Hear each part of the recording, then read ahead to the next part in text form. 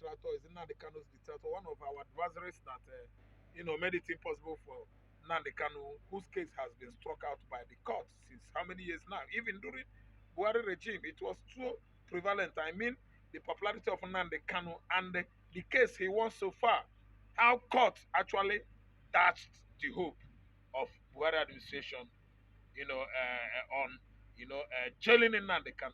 It was obvious that instead of Nyako to jail Nnamdi Kanu will jail Nyako, because last week we actually know that Kanu has asked any law student in Nigeria, past and present.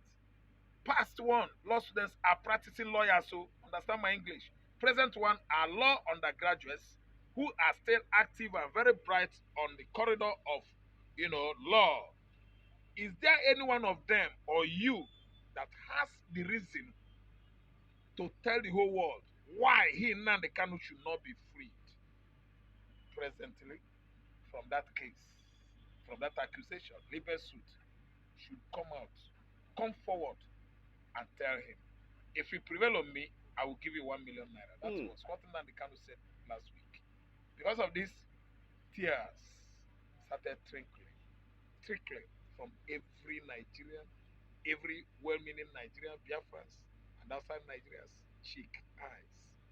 Is there anybody that can hold that reason and even debate it with me in the court of law and prevail on me, a student, graduated one, ungraduated? Come forward. Let us debate.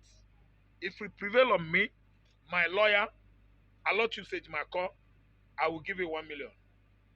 Hey, this instruction is from Nnamdi Kanu. Don't mistake it. I'm not the one.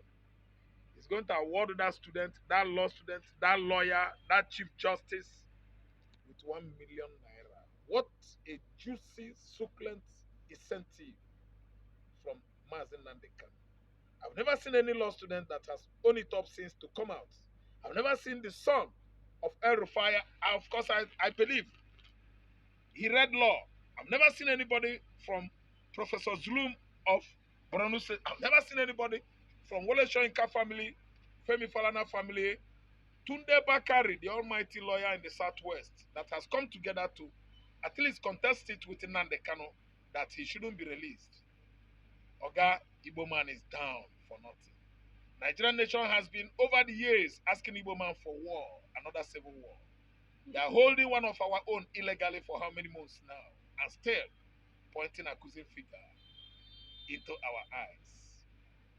Anambra man that wanted to defend himself from armed robbers is arrested now, questioning, after he has at least outsmarted the EFCC armed robbers, who burgled into his house at midnight with guns, putting on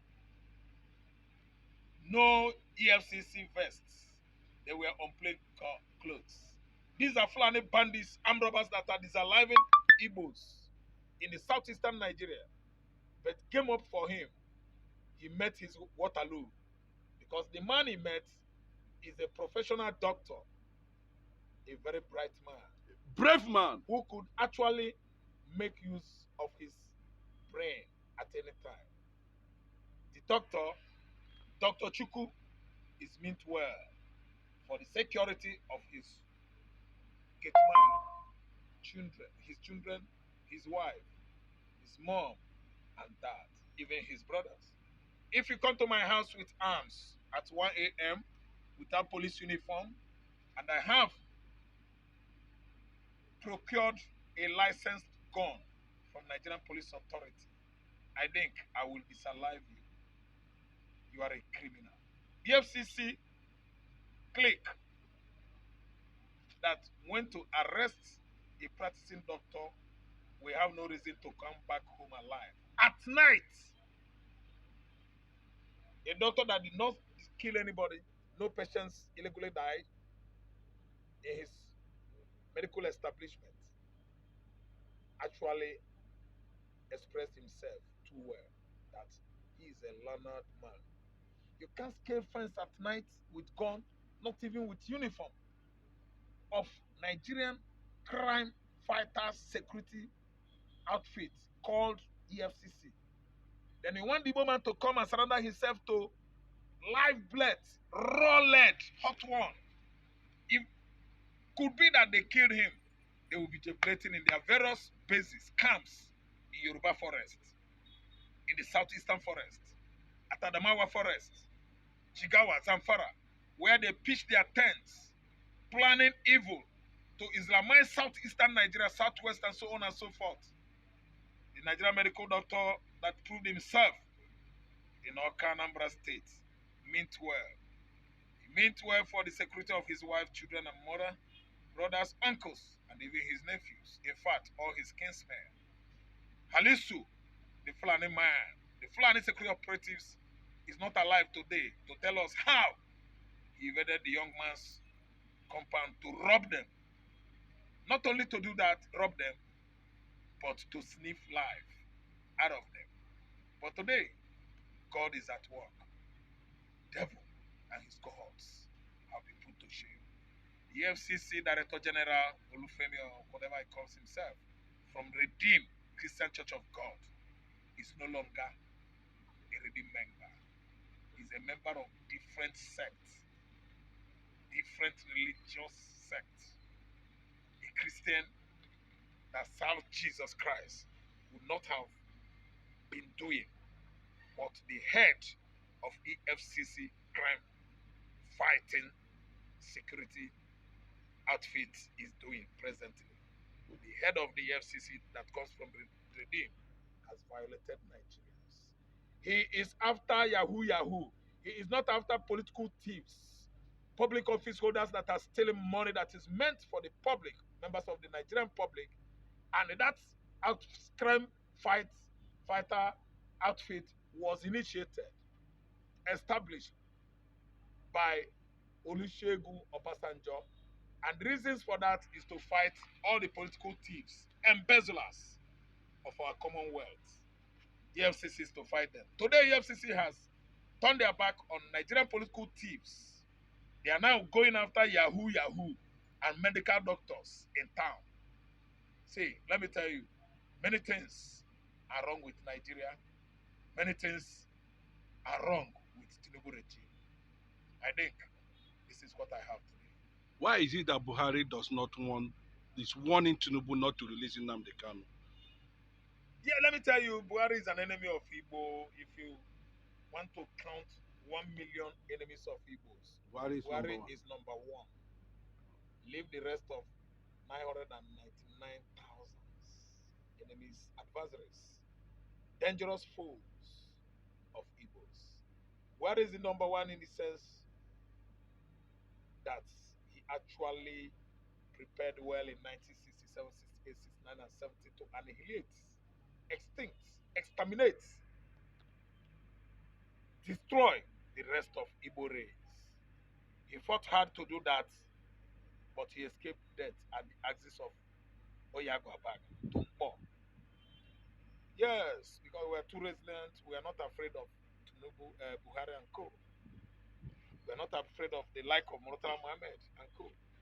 Obasanjo himself is alive today to tell you the story. He escaped death by whiskers at Umuahia axis. Tinubu, Buhari family, they hate Igbos with passion. And Tinubu is aligning with him to do so. Why could he listen to Buhari? A past president is not a present president. So maybe that's the reason why Attorney General was going to his house. Listen, if Tinubu is telling you that Buhari is advising him not to release Nnamdi Kanu, he's a liar. Ask me why. The chief commander of armed forces of Federal Republic of Nigeria is Tinubu. By illegality caused by the radicalized Nigerian judiciary in 2023. And he is the most powerful president in Africa, all over the world. Why? He has life and the death on his hands. Tinubu is telling you that Soludo told me, and Bola Ahmed Tinubu, I'm about releasing Nnamdi Kanu, and Soludo is telling me not to. Tinubu is a liar. Soludo has no way power. But we saw he's coming from Buhari's aid. He has no way power to do that. I mean Soludo. Okay. Then if Tinubu is coming out telling us Bachir Mohammed, former president of Nigeria, Muhammad Buhari's aide, is stopping Tinubu, telling him not to release Nnamdi. Tinubu is like a thief who has caught while he was about to steal a goat. He started singing. I don't know. I thought this goat has only 2 teeth. I don't know. I'm afraid of this goat. I'm not trying to steal it. It scares me. It scares me. Look at this goat. It's scary. Actually, no, that is a thief. No excuse should become men from Tinubu over Nnamdi Kanu's release. The office of Mr. President Rock is the highest office of presidency in Africa. It seems to be in the same It's line. a very filthy excuse. It's a very weak excuse. It's a fraudulent excuse coming from Bola Ahmed Tinubu. You are in the same line with Orji Zokalo saying that Tinubu, maybe recently, that everything, Tinubu should do everything to release Nnamdi Kanu. Away from there, the governor of Anambra State, Chukwuma Soludo, has just stripped the Obi of Onitsha of his title. What is Soludo actually looking for at Okay, this point? Onitsha gave him Obi, and he has been stripped of that position. No, the Obi of Onitsha, the real Obi himself, the the Obi now of Onitsha now, the man, the thought of yes. Why is he interfering with that position as the chairman of traditional council in Anambra State? He's trying to strip Obi off his traditional Obi of as the chairman. Soludo is playing politics with Fulani because actually over the years, Fulani hegemony could not manipulate Onitsha, Onitsha politics or polity. They can't control Onitsha because they know that Onitsha is a very staunch community. I don't know what to understand of Igbo land. If you could acquire Onitsha, you have acquired Anambra. If you could acquire Aguleri, you have acquired the progenitors, the source of Igbo, of the Igbos. So that's why they fought hard to get Obi. Because if you get Obi, I've gotten the rest of Igbo traditional rulers in Igbo land. But Obi being so resilient and strong, staunch traditionally, refuses Fulani hegemony from annexing Onitsha kingdom under Obi of Ala Okabwe. Fulani has actually seen that Onitsha is more than resilient, more resilient than any other community in Igbo land, because that is the capital of commercial city of the whole West Africa, capital of commerce of the whole West Africa. And if you get Onitsha, you have gotten Aba and the name. So they work hard to make sure Ofala Okabwe is incorporated into their caucus to be parleying with Sultan of Sokoto, Emir of Kanu, and the rest of Fulani Emirates. Onitsha is not among them.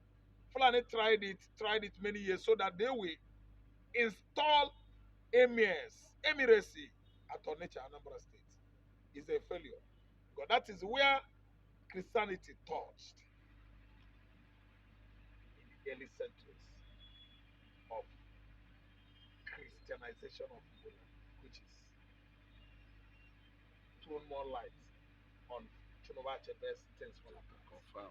If you get that place, you got in Ogidi. If you get Onitsha, you get in Obosi. You get Onitsha, you got in Ipo. Idemili people. That is where Christianity took its stronghold